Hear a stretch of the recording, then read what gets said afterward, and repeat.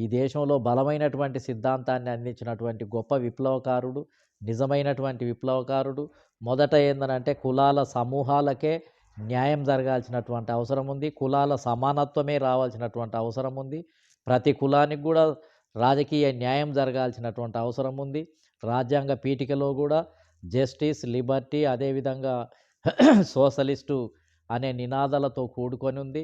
కాంశీరాం గారు ఈ దేశంలో ఉన్నటువంటి అనేక మహాపురుషుల ఉద్యమాలను ఏకం చేయటం ద్వారా 80గా ఉన్నటువంటి బహుజన సమాజాన్ని నిర్మాణం చేయటం ద్వారా, ఐక్యం చేయటం ద్వారా, సోదరభావాన్ని పెంపొందించడం ద్వారా మొత్తం ఈ దేశంలోనే సమూల మార్పులు తీసుకురావాలని చెప్పటమే కాదు, ఆయన స్వయంగా బహుజన సమాజ్ పార్టీ పెట్టటము, బహుజన సమాజ్ పార్టీని జాతీయ స్థాయి పార్టీగా రూపొందించడం, ఉత్తరప్రదేశ్‌ను ఒక ప్రయోగశాలగా ఎన్నుకొని ఉత్తరప్రదేశ్‌లో బహుజన్ సమాజ్ పార్టీ ప్రభుత్వాన్ని 4 సార్లు అధికారంలోకి తీసుకొనొచ్చి, ఒక ప్రభుత్వం ఏ విధంగా ఉండాలి, ఎట్లా పనిచేయాలి, ముఖ్యమంత్రి ఏ విధం చేయాలి అని ఒక అద్భుతమైన మోడల్‌ను, ఒక రాజకీయ పార్టీనే ఒక మోడల్ ఆయన నిర్మాణం చేసిన రాజకీయ పార్టీనే ఒక మోడల్.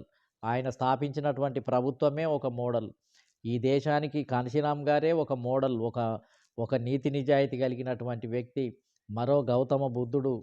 పెండ్లి, అదేవిధంగా కుటుంబము, ఆస్తులు, ఈ కించిత్తు ఆస్తి లేకుండా, పూచిక పుల్ల ఆస్తి లేకుండా మరి ఏ విధంగానైతే ఈ దేశంలో ఒక మహనీయునిలాగా వెలుగొంది, ఒక ఆదర్శవంతమైనటువంటి మహాపురుషునిలాగా వెలుగొందినటువంటి వ్యక్తి కాంశీరాం గారు. ఇవాళ ఆయన సిద్ధాంతమే ఈ దేశానికి మార్గదర్శకం. ఆయన ఇచ్చినటువంటి ఎత్తుగడలు, ఆయన ఈ సమాజాన్ని అర్థం చేసుకున్నటువంటి తీరు చాలా గొప్పది. ఈ దేశంలో అంతకుముందున్న అన్ని ఇజాలు కూడా విఫలమైపోయినాయి మొత్తం. కమ్యూనిజం రూపంలో వచ్చిన వాళ్ళు అగ్రకులాలకే ప్రాతినిధ్యం ఇచ్చారు. అగ్రకులాల పరిపాలనే కొనసాగించారు. కింది కులాలను ఇముడ్చుకోలేకపోయారు. కింది కులాలను ఎమ్మెల్యేగా చేయలేకపోయారు. రాజ్యాధికారాన్ని అందించలేకపోయాయి. మొత్తం పేదలకు దాంట్లో స్థానమే లేదు. నాయకత్వంలో స్థానం లేదు. ఎమ్మెల్యేలలో స్థానం లేదు. మంత్రివర్గాలలో స్థానం లేకుండా కేవలం ఏందనంటే శూద్ర అగ్ర కులాలు, బ్రాహ్మణ వర్గాలతోటే కమ్యూనిజం అంతా కూడా ఏందనంటే ఈ దేశంలో కొనసాగి, అవి ఈ దేశంలో మార్పుకు అడ్డంకిగా మారినటువంటి పరిస్థితిని మనం చూడటం జరిగింది. అదేవిధంగా బ్రాహ్మణిజం యొక్క ముసుగులో అనేక ఇజాలు, మనువాదం యొక్క ముసుగులో అనేక ప్రాంతీయ పార్టీలు కూడా ఈ దేశంలో ఆవిర్భవించడం జరిగింది. కాంగ్రెసు, బీజేపీలు ఈ అభివృద్ధి చెందినటువంటి కులాలకే నాయకత్వం వహిస్తున్నాయి. వాళ్ళకే పదవులను కట్టబెడుతున్నాయి. వాళ్ళకే సంపదను కట్టబెడుతున్నాయి. కాబట్టి ఇవాళ కాంగ్రెస్ పార్టీ నుంచి పుట్టుకొచ్చినటువంటి పార్టీలే మళ్ళీ ఏంటిది అనంటే కాంగ్రెస్ పార్టీకి రక్షకులుగా మారిపోయినటువంటి పరిస్థితి ఉంది. ఇయాల తమిళనాడులో ఏదైతే డీఎంకే ప్రభుత్వం ఏదైతే వచ్చిందో, పార్టీ ఆవిర్భవించిందో, అది కాంగ్రెస్ పార్టీకి వ్యతిరేకంగా, కాంగ్రెస్ పార్టీ ఆధిపత్యానికి వ్యతిరేకంగా పుట్టినటువంటి పార్టీ. కానీ ఇవాళ ఏం జరిగింది అనంటే మళ్ళీ అదే డీఎంకే పార్టీ కాంగ్రెస్ పార్టీ యొక్క సంఖలో దూరిపోయినటువంటి పరిస్థితి ఉంది. మళ్ళీ కాంగ్రెస్ పార్టీకే భజన చేస్తూ చచ్చిపోతున్నటువంటి కాంగ్రెస్ పార్టీని మళ్ళీ పునర్జీవింపజేయటానికి, మోయటానికి, దాన్ని మళ్ళీ రిపేర్ చేయటానికి ఈ స్టాలిన్ లాంటి వ్యక్తులు కూడా మళ్ళీ ప్రయత్నం చేస్తున్నటువంటి దుస్థితి ఈ దేశంలో కనిపిస్తుంది.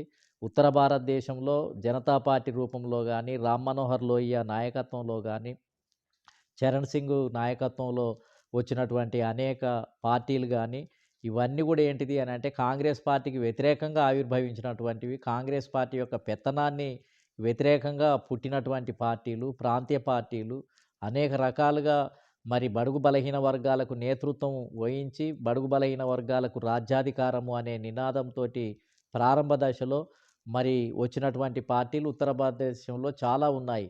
కానీ ఇప్పుడు ఆ పార్టీలన్నీ చివరికొచ్చేటప్పటికి మళ్ళీ వీళ్ళే కాంగ్రెస్ పార్టీకి వ్యతిరేకంగా పోరాటం చేశారు. వీళ్ళే కాంగ్రెస్ పార్టీ అన్నిటికి కారణం పెద్ద మోసకారుల పార్టీ దేశంలో ఏదన్నా ఉంది అనంటే కాంగ్రెస్ పార్టీ అని చెప్పటం జరిగింది. దాన్ని విచ్ఛిన్నం చేయటానికి ఐక్యం కావటం జరిగింది. జనతా పార్టీ, జనతాదళ్ రూపంలో జాతీయ స్థాయిలో ఏర్పడటం జరిగింది. కానీ తర్వాత కాలంలో ఏంటిది అనంటే ఇప్పుడు మళ్ళీ అదే కాంగ్రెస్ పార్టీ కింద మహాగఠబంధన్ కింద ఇప్పుడు ఉత్తర భారతదేశంలో ఉన్న ఈ పార్టీలన్నీ కూడా ఏకమై పనిచేయటం అని చూస్తే మళ్ళీ బలహీనమైపోయి శిథిలావస్థలోకి వచ్చిన కాంగ్రెస్ పార్టీని బతికింపజేయటానికి మళ్ళీ ఏంటిది అనంటే ఉత్తర భారతదేశంలో ఉన్నటువంటి మరి సమాజ్వాదీ పార్టీ, ఆర్జేడీ పార్టీ, ఇంకా అనేక రకాల ప్రాంతీయ పార్టీలు, ఇయన్నీ గూడా ఏంటిది అనంటే మళ్ళీ వాటి యొక్క ఆధీనంలోకే ఎళ్ళిపోయినటువంటి పరిస్థితి ఉంది. ఇయన్నీ వింతగా ఒక క్రైసిస్ కొనసాగుతుంది అన్ని పార్టీలలో. మొదట వచ్చినటువంటి ప్రారంభం వేరుగా ఉంది. మధ్యలో వేరుగా ఉంది. చివర్లో మళ్ళీ కాంగ్రెస్ పార్టీ ఆధీనంలోకే ఈ పార్టీలన్నీ గూడా వెళ్ళిపోయి దాన్ని రక్షించటానికే ప్రయత్నం చేస్తున్నటువంటి తీరు గూడా భారతదేశంలో కనిపిస్తుంది. కాన్షీరామ్ గారు బతికున్నంత వరకు ఈ దేశంలో నికరంగా బహుజనవాదాన్ని తీసుకొనొచ్చి, ఈ దేశంలో బహుజనులు రాజ్యాధికారం సాధించాలి. ఈ అన్ని పార్టీలకు ప్రత్యామ్నాయంగా రావాలని ఆయన చేసిన సిద్ధాంతమే ఇయాల మిగిలుంది. కాన్షీరామ్ గారి యొక్క సిద్ధాంతం ద్వారానే ఇవాళ భారతదేశంలో ఉన్నటువంటి బహుజనులందరినీ కూడా ఏకం చేయటం ద్వారా, రాజీలేని పోరాటం చేయటం ద్వారా ఒక మార్పు తీసుకురావటానికి ప్రయత్నం చేయాలి. కాబట్టి ఈ నెల 29న ఢిల్లీలో జరగబోయే జాతీయ సదస్సు ఏదైతే ఉందో దాంట్లో కర్పూరి ఠాగూర్, రామ్ మనోహర్ లోహియ, జయప్రకాష్ నారాయణ, కాన్షీరామ్ గారు, అంబేద్కర్, పూలే యొక్క వారసత్వంతో కూడినటువంటి భావజాలానికి ఒక సిద్ధాంత పునాదినిచ్చి, ఒక బలమైనటువంటి సిద్ధాంతంతోటి ఇటు ఎన్డీఏ కూటమి, ఇటు మహాగఠబంధన్ కూటమి, మహాకూటమికి ప్రత్యామ్నాయంగా ఒక నూతన శక్తులను కలిపి ఒక మార్గదర్శకాన్ని ఈ దేశంలో మళ్ళీ బహుజనవాదాన్ని కాన్షీరామ్ గారు రూపొందించినటువంటి మిషన్ను, ఆ ఉద్యమాన్ని ఆగిపోయినటువంటి కాన్షీరామ్ గారు మరణానంతరం ఆగిపోయినటువంటి మిషన్ ఏదైతే ఉందో, బహుజన రివల్యూషనరీ మూవ్‌మెంట్ ఏదైతే ఉందో, దాన్ని మళ్ళీ వేగవంతం చేయటం కోసం, దాన్ని పట్టాలెక్కించటం కోసమే ఇవాళ ఢిల్లీలో ఒక మహత్తరమైనటువంటి సదస్సు జరుగుతుంది. దాంట్లో అనేక తీర్మానాలను ప్రవేశపెట్టబోతున్నాం. ముఖ్యంగా ఈ మధ్య కాలంలో కోర్టులు ఏదైతే వివిధ రాష్ట్రాల్లో, స్థానిక సంస్థలల్లో బీసీలకు రిజర్వేషన్‌లు కల్పించాలని ఏదైతే రాజ్యాంగంలో 243 డి అనేది ఉన్నాయో, అవి ఉన్నప్పటికి గూడా అమలు గానీయకుండా రిజర్వేషన్‌లు అమలు గాకుండా కోర్టులు కొట్టివేస్తున్నటువంటి పరిస్థితి కనిపించింది. కాబట్టి అవి అమలు గావాలి అనంటే రాజ్యాంగ సవరణ తప్ప వేరే మార్గం లేదు. విద్యా, ఉద్యోగ రంగాల్లో 50% దాటొద్దని ఒక నిబంధనతోటి కోర్టులు కొట్టివేస్తూ ఉన్నాయి. ఇవన్నిటికి గూడా రాజ్యాంగ సవరణ తప్ప వేరే మార్గం లేదు.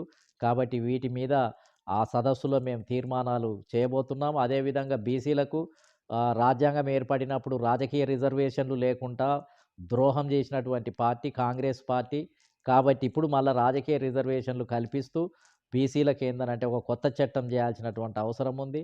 దానికోసం గూడా ఒక తీర్మానం చేసి జరగబోయే రాజ్యాంగ సవరణలో ఈ అంశాన్ని గూడా చేర్చాలని ఆలోచిస్తున్నాం. కాబట్టి ఈ దేశంలో మొత్తం ఏందనంటే నూతనమైనటువంటి మార్పులు తీసుకొచ్చే విధంగా మరి మేమంతా గూడా ప్రయత్నం చేస్తున్నాము అని చెప్పి తెలియజేస్తూ ఢిల్లీలో జరిగే జాతీయ సదస్సుకు మరి అన్ని రాష్ట్రాల నుంచి ముఖ్యంగా ఈ 2 తెలుగు రాష్ట్రాల నుంచి గూడా ప్రతినిధులుగా మేమందరం గూడా హాజరవుతున్నాం. నేషనల్ పొలిటికల్ జస్టిస్ ఫ్రంట్, అదేవిధంగా కర్పూరి ఠాగూర్ ఫౌండేషన్, అదేవిధంగా ఇతర ప్రజాస్వామిక శక్తులు అందరూ గూడా దాంట్లో పాల్గొనబోతున్నారు. ఒక మహత్తరమైనటువంటి భవిష్యత్తు కార్యక్రమాన్ని గూడా రూపొందించబోతున్నాము అని చెప్పి ఈ సందర్భంగా తెలియజేస్తున్నాను.